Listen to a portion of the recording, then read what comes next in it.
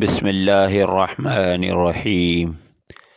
نیک مرد اور چال باز عورتوں کا واقعہ بیان کیا جاتا ہے کہ بنی اسرائیل میں ایک انتہائی نیک شخص رہا کرتا تھا، جسے اللہ تعالی نے ظاہری حسن و جمال بھی بہت دے رکھا تھا۔ وہ اپنے ہاتھ سے زنبیل بناتا اور فروخت کر کے اپنا گزر بسر کیا کرتا تھا۔ ایک دن وہ بادشاہ کے دروازے پر سے گزر رہا تھا کہ بادشاہ کی بیوی کی خادمہ نے اسے دیکھ لیا۔ جا کر ملکہ سے کہنے لگی کہ یہاں ایک آدمی ہے کہ ایسا حسین شخص کبھی نہیں دیکھا، زنبیل فروخت کرتا پھر رہا ہے۔ ملکہ نے حکم دیا، میرے پاس لاؤ۔ اسے لایا گیا تو اسے دیکھتے ہی ملکہ اس پر لٹو ہو گئی، کہنے لگی زنبیلیں پھینک دے اور یہ چادر سنبھال۔ باندی سے کہا تیل اور خوشبو وغیرہ لا، ہم اس سے اپنی حاجت پوری کریں گے۔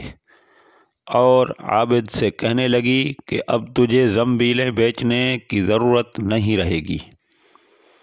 عابد بار بار انکار کرتا رہا، کہنے لگی کہ اگر تو یہ کام نہیں کرنا چاہتا تو اس کے بغیر یہاں سے باہر بھی نہیں جا سکتا، اور دروازے بند کرنے کا حکم دے دیا۔ عابد نے یہ حال دیکھا تو کہنے لگا، کیا تمہارے محل کے اوپر کوئی ضرورت کی جگہ ہے؟ کہنے لگی ہاں۔ باندی کو حکم دیا کہ اس کے لیے پانی وغیرہ اوپر لے جا۔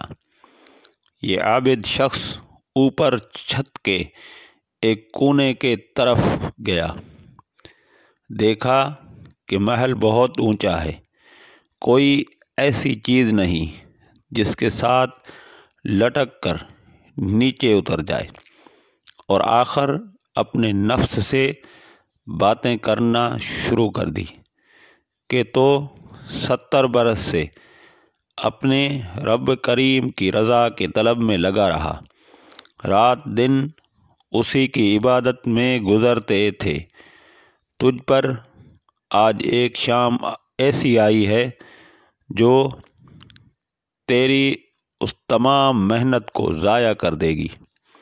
واللہ تجھ سے بڑھ کر کوئی خائن نہیں ہوگا۔ اگر یہ شام تیرے اعمال کو فاسد کر دے گی، آخر اللہ کو کیا منہ دکھائے گا؟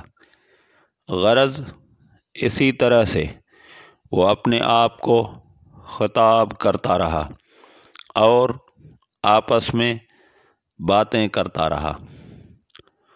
حضور کریم رحمت للعالمین صلی اللہ علیہ وآلہ وسلم فرماتے ہیں کہ جب اس نے بلندی سے کود جانے کا تہیہ کر لیا تو اللہ تبارک و تعالی نے جبرائیل علیہ السلام کو ندا دی۔ انہوں نے لبیک کہہ کر جواب دیا۔ ارشاد ہوا، میرا بندہ میری مصیحت اور ناراضگی سے بچنے کے لیے جان کی بازی لگا رہا ہے، جا اپنے پروں سے اس کو تھام لے اور اسے ذرا بھی تکلیف نہ ہونے پائے۔ چنانچہ حضرت جبرائیل علیہ السلام نے اپنا پر پھیلایا، اسے پکڑ کر یوں زمین پر رکھ دیا جیسے ایک مہربان باپ بیٹے کو رکھتا ہے۔ فرمایا کہ عابد یہاں سے سیدھا گھر گیا، زنبیلیں وغیرہ وہیں رہ گئیں۔ سورج غروب ہو رہا تھا۔ بیوی کہنے لگی، زنبیلوں کی قیمت کہاں ہے؟ کہنے لگا، آج تو ان کا کچھ نہیں ملا۔ کہنے لگی، تو آج رات افطار کس چیز سے کریں گے؟ کہنے لگا، آج کی رات یوں ہی ذرا صبر سے کاٹ لیں گے۔ پھر کہنے لگا، اٹھ کر تندور میں آگ جلا دیں۔ اگر ہمارے ہمسائے تندور میں آگ نہیں دیکھیں گے تو نہ جانے کیا خیالات ان کے ذہنوں میں دوڑیں گے۔ خواہ مخواہ انہیں پریشانی کا سامنا کرنا پڑے گا۔ بیوی نے اٹھ کر تندور میں آگ جلا دی اور خود واپس آ کر بیٹھ گئی۔ ایک پڑوسن آگ لینے کو آئی، پوچھا آگ ہے؟ جواب ملا آگے بڑھ کر تندور سے لے لو۔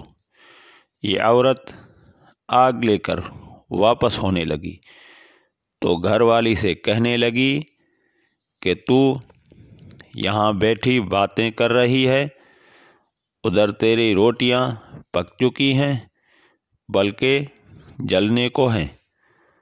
عورت نے اٹھ کر دیکھا تندور بہترین روٹیوں سے بھرا ہوا تھا۔ عورت نے انہیں برتن میں رکھا اور خاوند کے پاس لے آئی اور کہنے لگی کہ تیرے ساتھ اللہ تبارک و تعالی کا یہ معاملہ تیرے بلند درجات کی وجہ سے ہی ہو سکتا ہے، لہذا تو اللہ تعالی سے دعا مانگ کہ ہماری باقی عمر خوشحالی اور فراخی میں گزرے۔ عابد کہنے لگا اسی حال پر صبر اچھا ہے، مگر عورت کا اصرار بڑھتا گیا حتیٰ کہ عابد نے دعا کرنے کا وعدہ کر لیا۔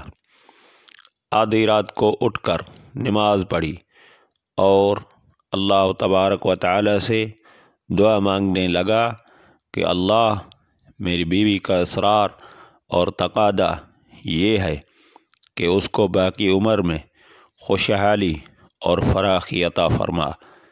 اتنے میں چھت پھٹ گئی، یاقوت اور موتیوں سے بھری ہوئی ایک تشتری نیچے آئی جس سے تمام گھر جگمگا اٹھا۔ عابد نے بیوی کا پاؤں دبایا جو قریب ہی میں سوئی ہوئی تھی اور کہا کہ اٹھ کر بیٹھ، جو کچھ مانگتی تھی وہ سنبھال لے۔ عورت بیدار ہو کر کہنے لگی جلدی نہ کرو، اس مقصد کے لیے تو نے مجھے نہیں جگایا ہوتا، میں تو خواب دیکھ رہی تھی کہ سونے کی بہت سی کرسیاں بچھی ہوئی ہیں جو بہت سے ہیرے جواہرات سے لدی ہوئی ہیں، مگر ان میں سوراخ ہے۔ میں نے پوچھا یہ کرسیاں کس کی ہیں؟ جواب ملا یہ تیرے خاوند کے بیٹھنے کے لیے ہیں۔ میں نے پوچھا یہ سوراخ کیا ہے؟ جواب ملا یہ وہی نقص اور کمی ہے جو دنیا کی جلد بازی کی وجہ سے واقع ہوئی ہے۔ تو میں نے کہا کہ میں کسی ایسی چیز کی خواہش نہیں رکھتی جس سے تیری نشستگاہ میں نقص پیدا ہو، لہذا اپنے رب سے اسے واپس کرنے کی دعا کر لو۔ عابد نے دعا کی اور تشتری واپس چلے گی۔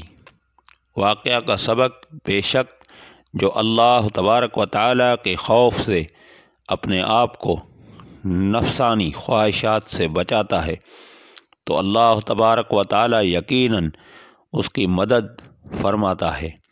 اللہ پاک سے دعا ہے کہ اللہ پاک ہمیں اس واقعے سے سبق حاصل کر کے اس پر عمل کرنے کی توفیق عطا فرمائے، آمین۔